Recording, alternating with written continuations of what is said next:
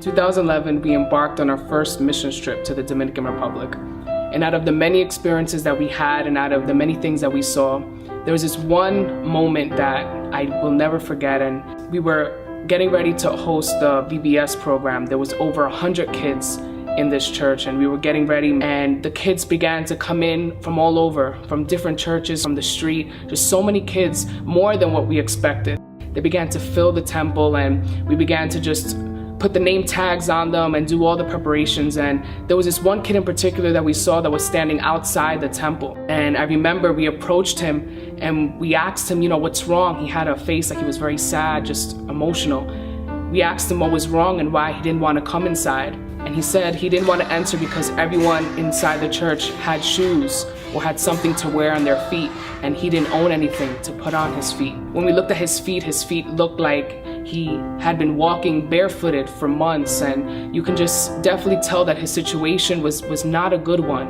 And I remember looking to his eyes and seeing how saddened he was and how his tears were just welling up in his eyes because he felt that he wasn't worthy to go inside because he wasn't like the rest of the kids who had something to wear on his feet. And I remember that Isaac, Brian, and myself, we looked at each other and we spoke to the rest of the group that went with us, and we said, you know what, we should take off what we have on our feet. Let's take off our sandals, our sneakers, and let's just show him that it doesn't matter that even we're barefooted and that we're gonna go inside and have a good time. So we all took off our sneakers, our sandals, our flip-flops, everything, and we just barefooted on the street, in the middle of the street, just told him, you know what, look at us, we're just like you. We don't have anything on our feet yet we can go inside, we can have a good time.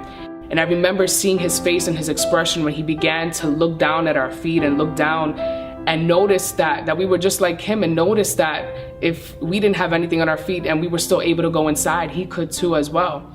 And I remember he quickly wiped his tears. He began to put a smile on his face, and you could see the joy in how his face just lit up. And he entered the church, had a great time, had a wonderful time, received and worshiped God with us. His passion, his love for God, and that was something that I will never forget.